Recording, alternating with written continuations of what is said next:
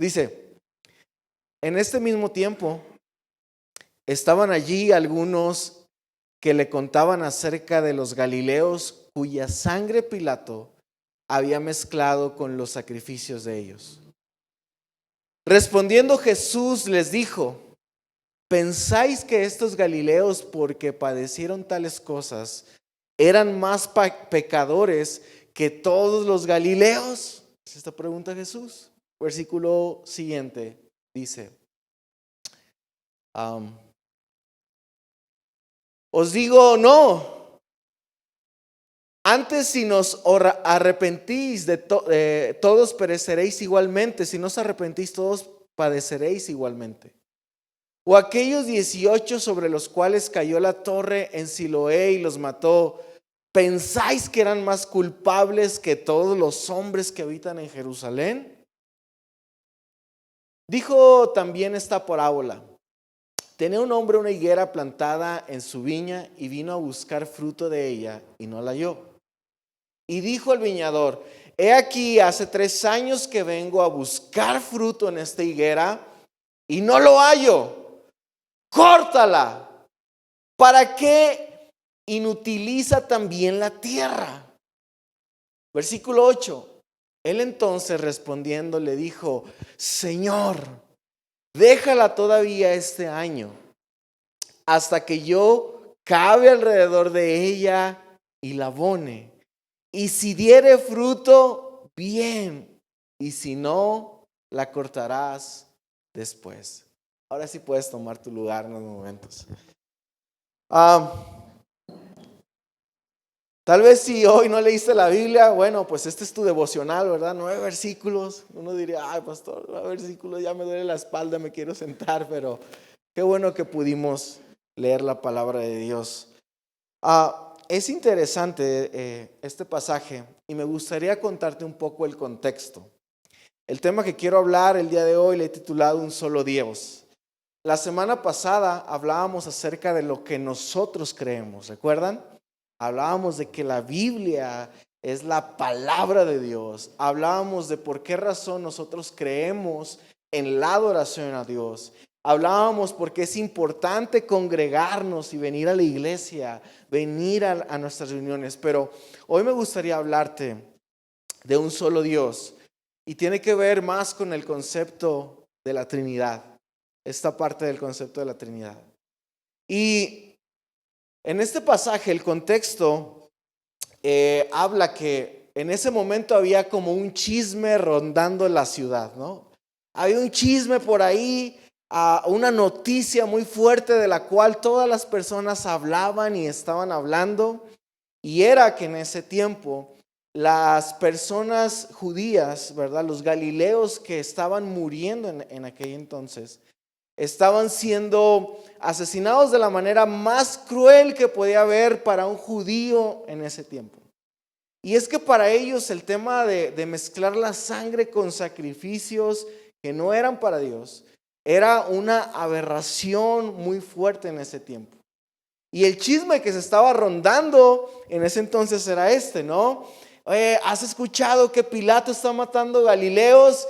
Y estos galileos cuando mueren mezclan su sangre con los sacrificados, los ídolos. Y eso para ellos era una aberración terrible en ese tiempo. Era algo, si lo ponemos en nuestro contexto, tal vez en nuestros días.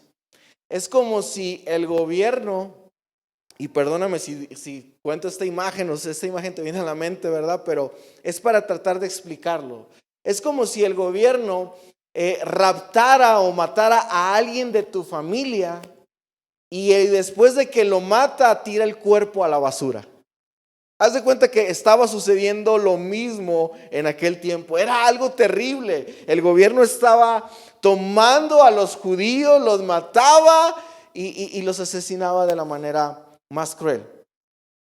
Ahora, esto era prácticamente considerado una blasfemia para los judíos, la manera en cómo estaban siendo asesinados. Ahora, es interesante, ¿verdad? Porque no solamente habla acerca de lo que estaba pasando con estos hombres, sino que también empiezan a contar una historia, ¿verdad? De una torre que se cae y mata a algunas personas. No sabemos si eran niños, ancianos, qué personas eran, pero lo que nos dice la palabra es que esta torre cae y mata de repente a un montón de personas, ¿no?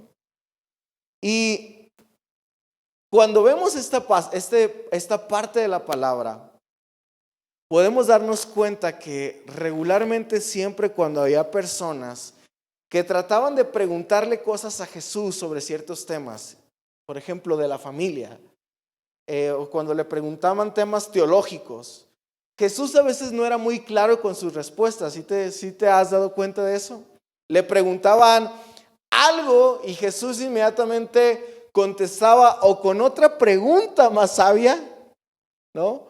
O de repente contestaba con una parábola y la gente decía, pues qué rayos está tratando de decirme, ¿no? O sea, como que no agarraba el rollo, a ver, pero no era claro con sus respuestas, no era preciso en la manera de contestar hacia una pregunta. Pero él, cuando empieza a escuchar este chisme y este rumor acerca de estos galileos que estaban muriendo, él hace esta pregunta y dice, a ver, ¿pensáis que estos galileos, porque padecieron tales cosas, eran más pecadores que otros galileos? ¿O ustedes tal vez piensan que los que cayeron de esta torre, pensáis que eran más culpables que todos los hombres que habitaban en Jerusalén?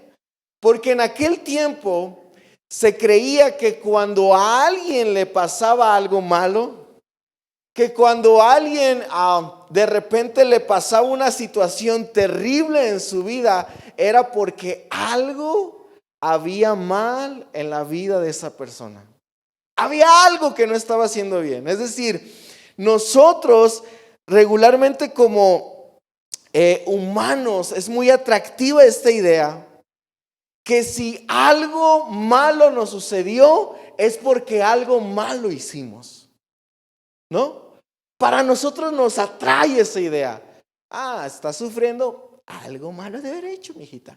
No por nada pasan las cosas, ¿no? Sucede algo malo, bueno, inmediatamente pensamos, porque la mayoría de nosotros lo aprendimos desde pequeños, aprendimos algo llamado consecuencias.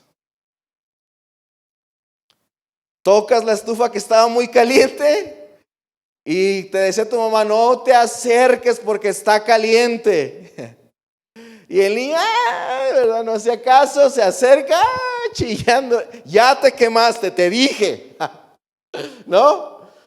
De repente el niño está brincando en la cama, que no brinques, no hace caso y brinque, que no brinques como 3 veces, ¿no? Le dices.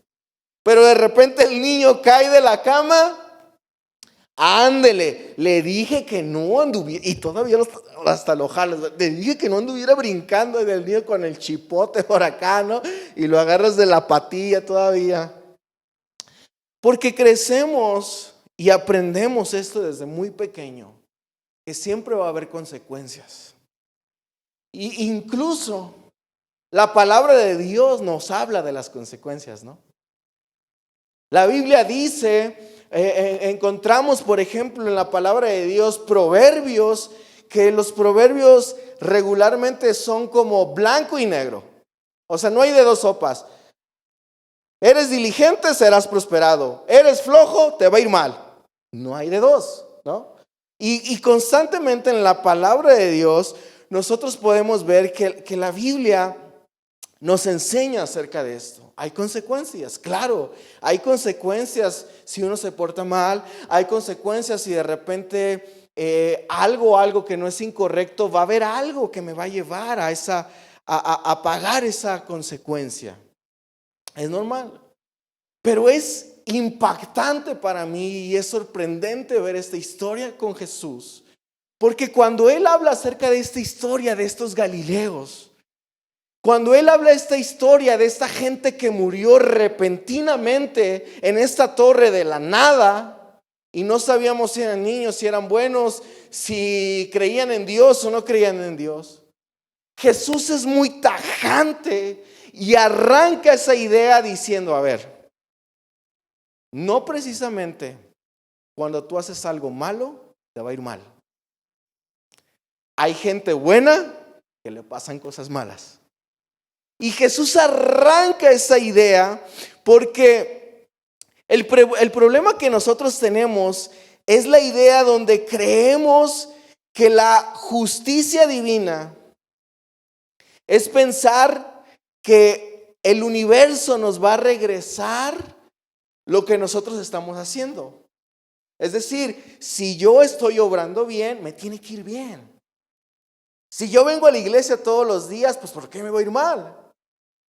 Si yo diezmo y ofrendo, tengo que ser prosperado. Dios me tiene que multiplicar. Y a veces mezclamos la justicia divina con algo llamado hoy en día que se llama karma. ¿Has escuchado del karma? Yo veo los videos del karma y me encantan, ¿verdad? Cuando los veo. Cuando alguien hace algo malo y de repente le pasa algo peor. ¿Has visto esos videos en internet, en TikTok, en Facebook, en YouTube? Porque el karma es una de las filosofías más crueles en la vida que puede existir. Es pensar que el que obra mal, le tiene que ir mal. El karma es pensar que al que obra bien, le va a ir siempre bien. Y a veces como cristianos hemos adoptado esa filosofía que para nada, de cierta manera, es bíblica. Porque Jesús en esta palabra, Él está enseñando que no precisamente a todas las personas buenas les suceden cosas buenas. Hay veces que les suceden cosas malas. Y aunque Proverbios nos puede decir en muchas partes de la Biblia, y es verdad, que si tú y yo trabajamos en ciertas cosas, va a haber ciertos resultados. Y eso no es mentira, es parte de la verdad que la palabra de Dios nos enseña, pero no es toda la verdad. Porque a veces omitimos ciertas cosas, como por ejemplo, cuando leemos Proverbios, a veces olvidamos la antítesis de Proverbios, que es el libro de Job. Uno de los libros que está pegadito a Proverbios, ¿no? Lees Job, Salmos, Proverbios. Pero a veces se nos olvida esta historia y pensamos en un hombre como Job, que era un hombre que era intachable, justo, recto delante de Dios. Era un hombre que estaba bien delante de Dios, que no cometía pecados, al contrario, su corazón era agradar al Señor. Y vemos que le pasan un sinfín de cosas y tragedias, en donde los amigos inmediatamente empiezan a citarle proverbios a Job. A ver, y le empiezan a decir a Job, a ver, ¿has hecho esto? Y Job dice, no, pues yo no he hecho nada de eso. A ver, es que la Biblia dice eso. Y le empiezan a citar proverbios para tratar de entender o explicar por qué le estaba yendo mal. Y si tú lees el libro de Job, te vas a poder dar cuenta que la historia de Job tiene que ver todo el relato con eso. A ver, ¿y hiciste esto malo? Pues no. Y a ver, ¿y fallaste en esto? Pues tampoco. Entonces, no, es que algo tuviste que hacer para que te esté yendo mal. Y Job nos enseña que realmente no había nada malo, no había hecho él algo para que le estuviera yendo de esa manera. Pero para nosotros, cuando pensamos en este juicio de Dios, pensamos que el juicio de Dios tiene que ser como el juicio de nosotros. Y el juicio que nosotros a veces damos o hacemos o tratamos de que la gente tenga, no es el mismo juicio que Dios extiende sobre la vida del hombre. Anteriormente, en muchas culturas, si tú lees historia acerca de diferentes culturas que ha habido a través del tiempo, te vas a poder dar cuenta que siempre el hombre ha tratado de buscar de agradar a Dios de cierta manera. El hombre siempre, como fuimos creados, lo hablamos la semana pasada, fuimos creados para adorar a Dios, tenemos esta necesidad de Dios. El hombre por mucho tiempo ha tratado de buscar a Dios. Nosotros podemos verlo que antes de que Dios se le revelara a un pueblo, a una nación, a un hombre, la gente de alguna forma trataba de calmar la ira de los dioses, porque ellos decían, no, es que los dioses que tenemos son tan enojones, tan tremendos, que si no los agradamos y no calmamos su ira, nos va a ir mal. Y lo que regularmente las culturas empezaban a hacer para tratar de calmar la ira de los dioses para su pueblo, para sus familias, para sus naciones, era que empezaban a ofrecer ofrendas a sus dioses. Llevaban ofrendas, oro, plata, comida delante de sus dioses para calmar su ira. Pero cuando veían que de repente había terremotos, había inundaciones, había cosas malas que les sucedía, ellos decían, parece que esto del oro, parece que esto de la comida no está funcionando, ¿qué más podemos hacer? Y muchas de esas culturas empezaron a implementar sacrificios humanos. Mucha gente empezó a decir, bueno, vamos a ofrecerles a una persona, y agarraban mujeres vírgenes, ¿verdad? ¡Pah! Les abrían el corazón, las mataban y las presentaban delante de sus dioses para calmar su ira, porque Dios era malo, porque Dios era terrible. Y antes de que Dios se le revelara al hombre, estaba esta cultura. Por eso cuando Dios le pide a su hijo a Abraham, para él no era algo nuevo. Las demás culturas lo hacían. Las demás culturas llegaron a un punto donde no solamente sacrificaban a cualquier persona, ahora empezaban a matar niños. Porque decían, entre más pequeño, pues más va a agradar a nuestros dioses. Y por eso cuando de repente un hombre escucha una voz que le dice, dame a tu hijo, chirón. No sé si me explico, o sea, no era como que, leyó la palabra, no, escuchó voces, dame a tu hijo. De repente otro hombre por ahí empezó a escuchar, construye un arca. O sea, la manera de manifestarse de Dios era muy difícil de comprender. No era sencillo. No era nada fácil comprender a Dios. No era nada fácil entender qué es lo que Dios quería del hombre. ¿Cómo pudiéramos agradarlo para que Dios no suelte su ira, su justicia sobre mí? Era difícil comprenderlo. Pero Dios mostró una carta de amor. Mostró una carta de amor que fue a través de la ley, donde Él empezó a mostrar qué es lo que realmente Él quería. Ahora, ¿me dejas darte una clase de teología a lo mejor sencilla ahorita en unos momentos? Cuando esta ley aparece, Dios manifiesta qué es lo que realmente Él quería para el pueblo, qué es lo que quería para los hombres. Pero de cierta manera esta ley no expresaba ni revelaba completamente lo que era Dios y lo que realmente, cómo él se manejaba en la vida del hombre. No había todavía ese entendimiento completo y ese panorama completo de lo que era Dios. Ahora, en teología, cuando aprendemos acerca de Dios, hay dos cosas importantes que tú debes de aprender. Hay dos cosas importantes que debes saber.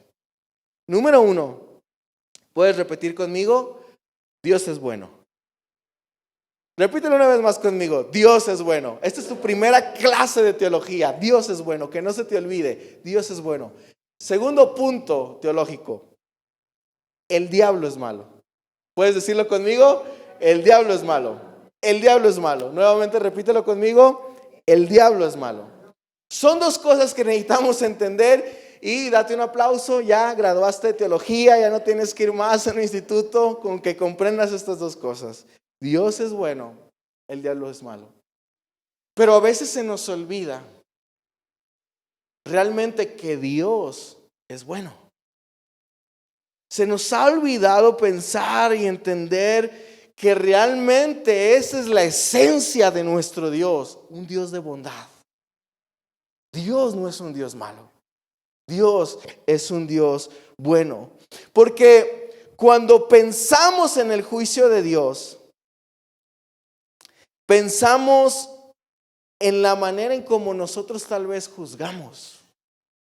Y por eso podemos llegar a creer que el juicio de Dios de alguna manera siempre va a ser malo, terrible para nuestras vidas. Por eso cuando alguien hace algo malo, no, me llama la atención, ¿no? Que a veces cada año, ¿no? Ahora que fue la pandemia, bueno, empezó la pandemia por tanto pecado. Sí, pues allá en China, como adoran a tantos dioses, por eso Dios empezó la pandemia ahí por su pecado. Y pensamos que eso es porque ellos hicieron algo malo. Ahora en Brasil hubo un carnaval donde celebraban al diablo, insultaron a Jesús. Y hubo un desastre natural que mató a muchísimas personas. Y yo he escuchado pastores que dicen, pues sí, eso les pasa por burlarse de Dios. Eso les pasa para que se les quite andarse burlando de Jesús. Pero ¿cuántas veces nosotros tenemos ese mismo pensamiento?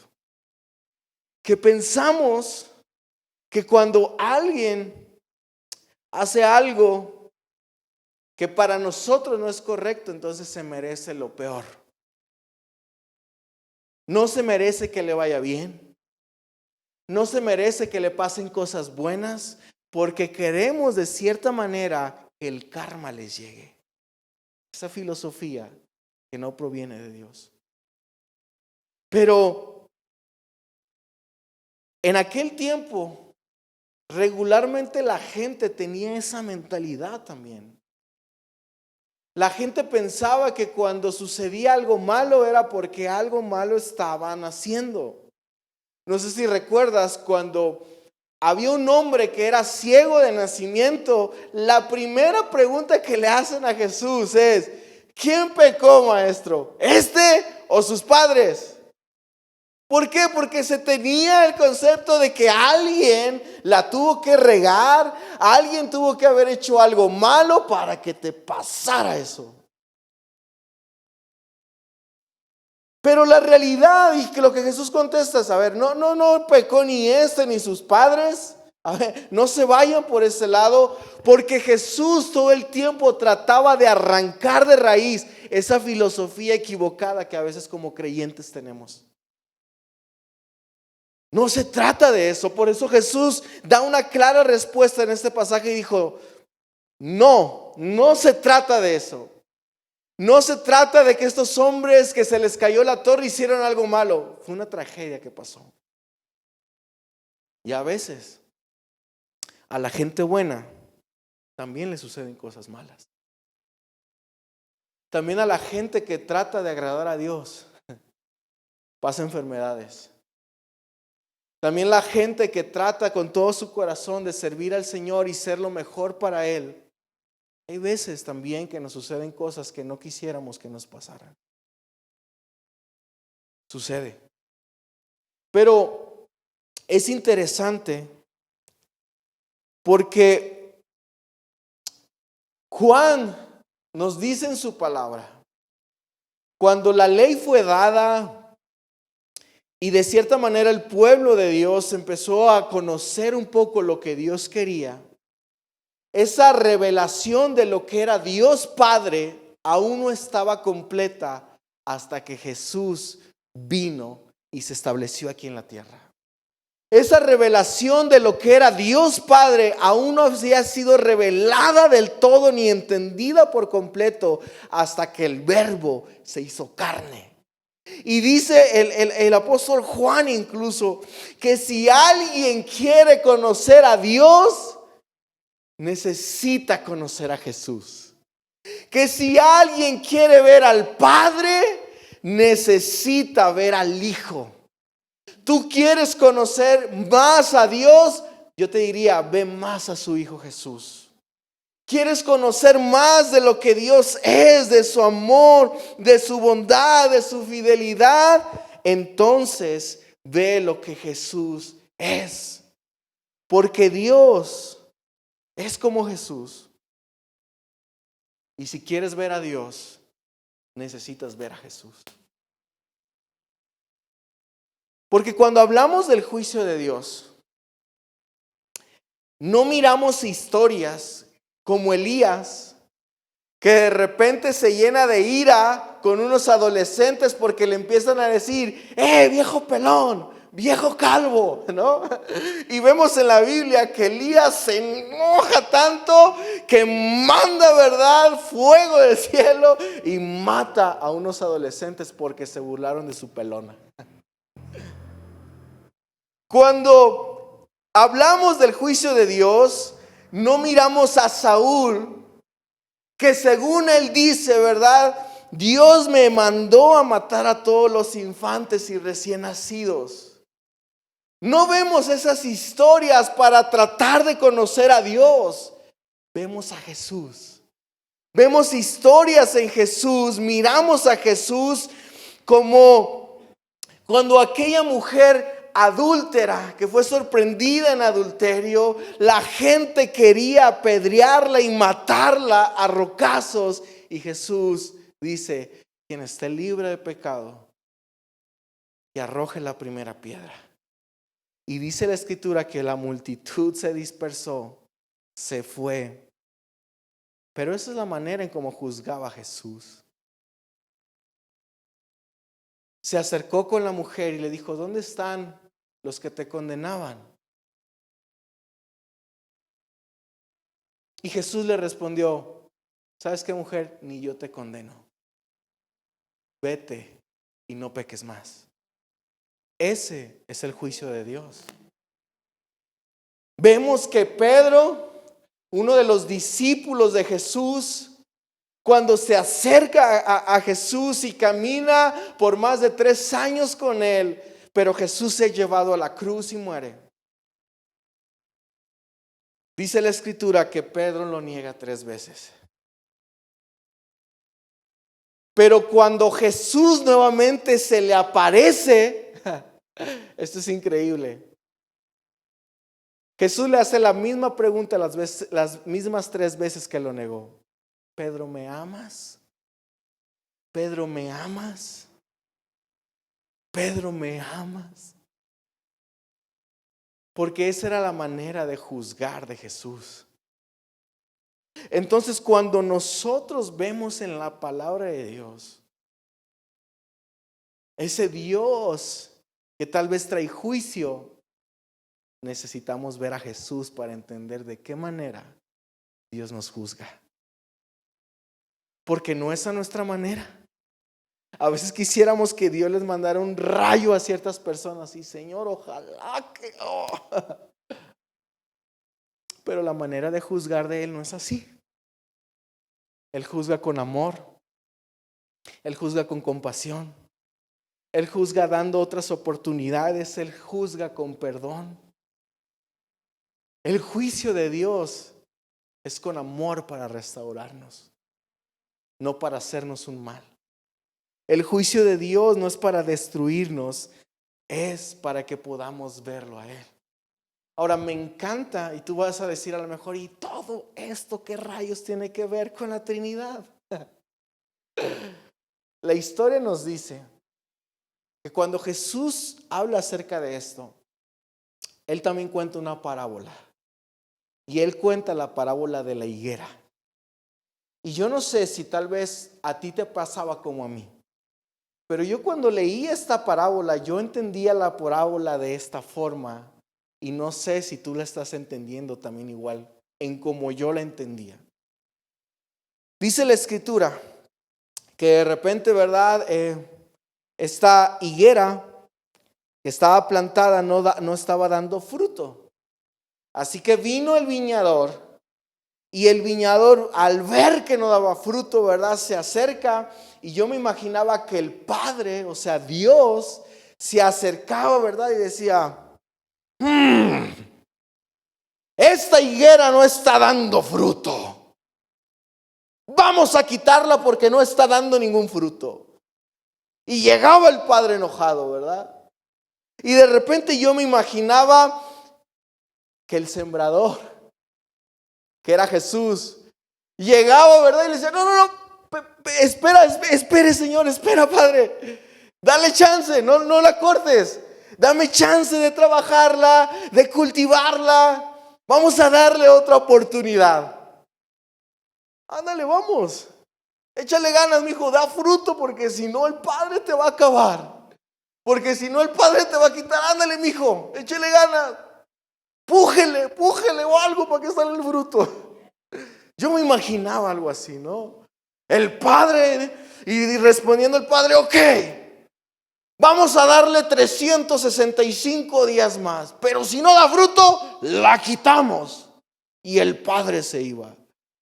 Y Jesús: ánimo, hijo, ánimo, da fruto, porque si no va a valer. Y empezaba, ¿verdad?, ahí a hacer cerco alrededor, a echarnos abono o caquita, no sé cómo quieras llamarle, ¿verdad?, para crecer y algo. Y yo me imaginaba esta escena.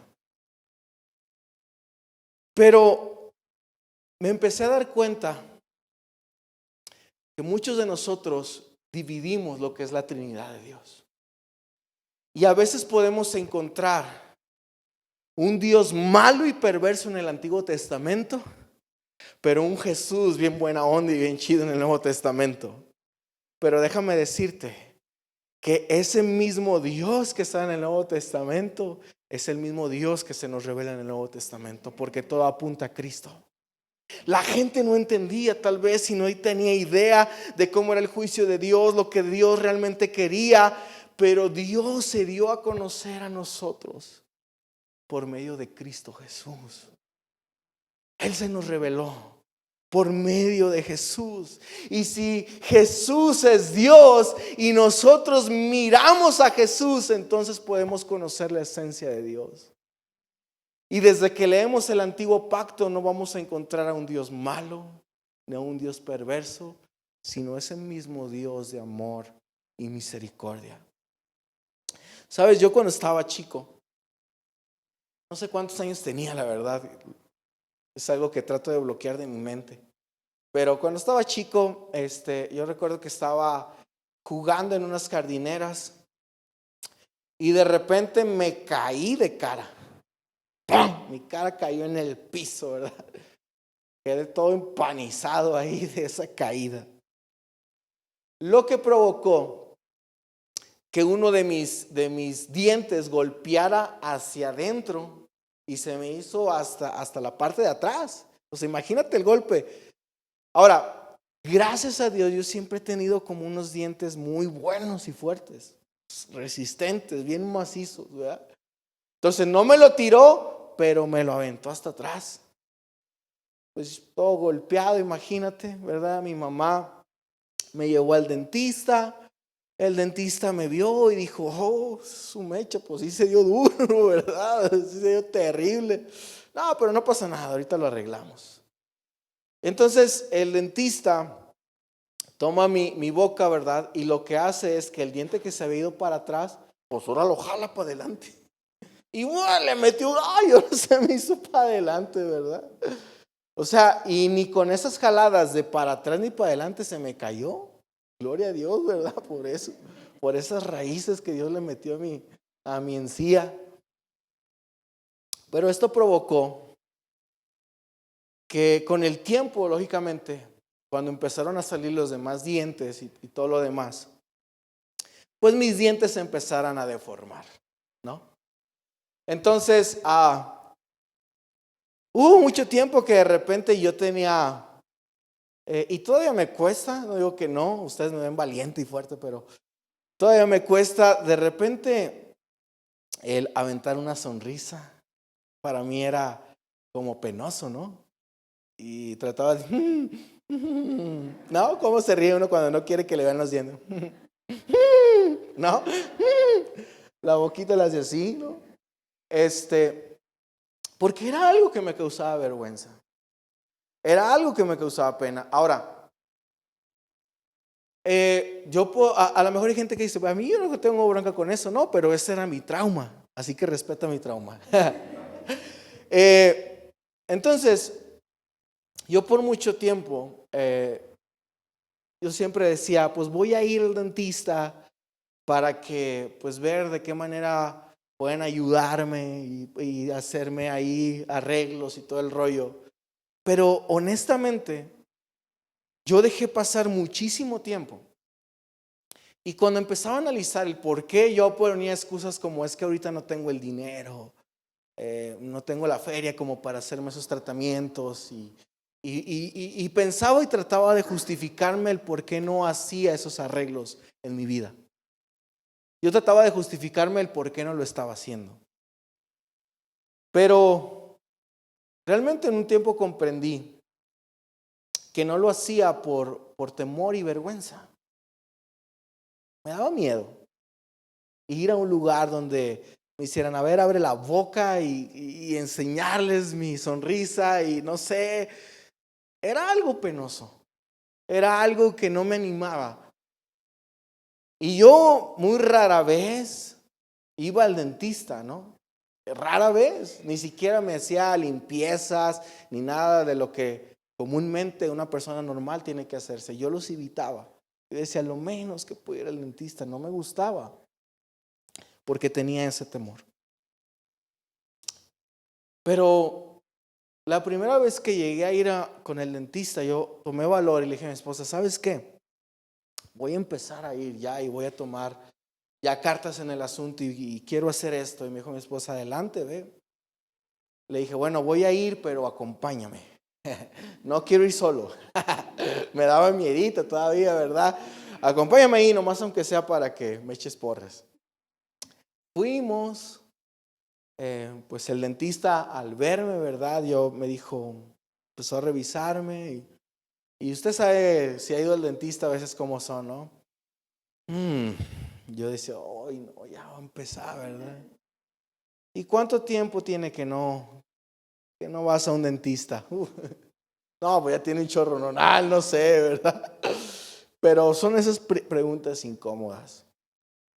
Yo de repente me empezaba a agüitar, me empezaba a ir como para abajo. Y yo decía, hoy no, creo que esta va a ser la última cita que voy a hacer aquí, ya no voy a volver a venir. Qué vergüenza, qué agüite. Y me sentía que me sonrojaba y todo ese asunto. Pero de repente, el dentista empieza a decirme, mira, la verdad, para mí lo importante es que tu boca esté muy sana, antes que tratar de buscar lo estético. Para mí lo importante es que tú primero estés sano. Porque si no estás sano, pues ¿de qué sirve lo estético? Para mí lo importante es que tú puedas estar sano. Y cuando empecé a entender esta perspectiva de que lo importante era no lo estético, sino el estar realmente sano, y el doctor me empezó a explicar y empezó a llevarme como en ese proceso para animarme y decirme, pero mira, no te preocupes, estás a tiempo, todavía se puede, eres muy joven y guapo. Entonces, de repente empieza a cambiarte la perspectiva. Pero ¿a qué voy con esto? A veces creo que nos cuesta trabajo entender, como en esta parábola de la viña, de la higuera, perdón, que la misma persona que nos juzga, en este caso Dios, Jesús, que trata de traer juicio a nosotros, no lo hace para avergonzarnos. Él lo hace para poder sanarnos. Y hay veces que Él tiene que venir y revisarnos y va a ser incómodo porque va a decir, a ver cómo estás. Y tú, ay, no, no me revisas, Jesús. Y no, es que necesito ver cómo andas. Y a lo mejor no nos gusta, nos va a sentir incómodo, nos causa temor. Pero su juicio no es para avergonzarme ni para humillarme. Su juicio es para levantarme y sanarme. Su juicio es para que yo pueda tener una oportunidad de dar fruto. Entonces yo ahora encuentro en Jesús, en esta preciosa Trinidad, en el Padre, en el Hijo, en el Espíritu Santo, como ese complemento perfecto que viene a trabajar en mí en armonía para restaurar mi corazón, para sanarme, para levantarme, para ayudarme en medio de mis necesidades.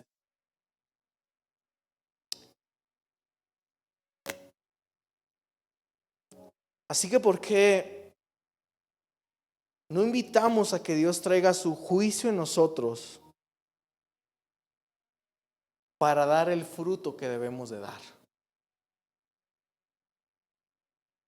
A veces si tú tenías la idea de un Dios malo y cuando hablamos de juicio de Dios pensamos en cosas terribles, en karma. Eso no es el juicio de Dios. El juicio de Dios viene para restaurarnos, para levantarnos. Y si tú estás pasando cosas malas y tú dices, es que, pastor Gabriel, es que en verdad yo he tratado de buscar de Dios, pero parece que cuando más busco de Dios, parece que me va peor. Parece que cuando estoy tratando de agradar a Dios me va más mal. ¿Qué estoy haciendo mal? ¿En qué me he equivocado? ¿En qué he fallado? Y nos sentimos culpables porque pensamos que las desgracias que nos pasan en la vida es porque algo hicimos mal. Y sabes, no necesariamente hiciste algo mal tú. Son cosas que suceden. Son cosas que a veces pasan. Son cosas que a veces nos toca vivir. Pero en medio de todo eso, debemos de confiar en que Cristo está con nosotros. De que Él está allí para ayudarnos. Aún a pesar de eso, no podemos dejar de confiar en su bondad. Dios es uno. El Dios del antiguo pacto no es el Dios perverso y Jesús es el Dios bueno. Un solo Dios. Es el mismo Dios. Y si Él estuvo también ayudando a muchos de los oprimidos, de los enfermos, de las personas que venían con problemas o cargas en su corazón, el Espíritu Santo de Dios también hoy está aquí para ayudarte. No estamos solos. Dios está hoy aquí con nosotros. Dice la Biblia en Hebreos, porque Jesús es el mismo de ayer, de hoy y por los siglos. Jesús no ha cambiado. Hoy su Espíritu Santo también está aquí con nosotros.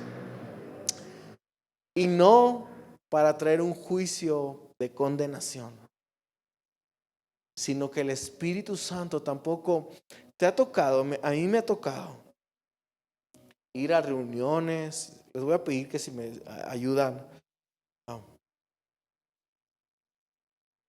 Me ha tocado ir a reuniones donde de repente hay personas que Dios los usa en palabra profética, ¿no?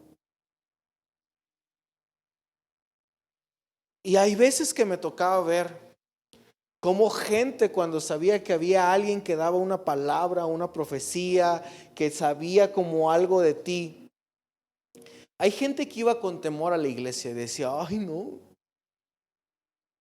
a ver qué me dice. No, yo ni me le quiero acercar porque me da miedo ver qué me dice. A veces como creyentes podemos pensar que la palabra profética, que la palabra de ciencia, que cuando alguien te va a decir algo, como sentir ese temor y ese miedo. Si eso te está provocando, déjame decirte, eso no es Dios. Porque Dios, vemos en todas las partes de Dios como Padre, Como hijo y como Espíritu Santo, su juicio no es para condenar ni que te sientas una cucaracha.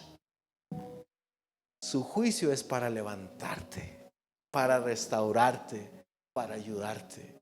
Y gracias a Dios que Él no juzga como yo juzgo. Gracias a Dios que Él no ve las cosas como yo las veo. Gracias a Dios que Él no dice, se lo merecía, qué bueno. Gracias a Dios que Él dice, aquí está mi mano y estoy dispuesto a darte otra oportunidad. Levántate. ¿Por qué no te pones de pie conmigo unos momentos?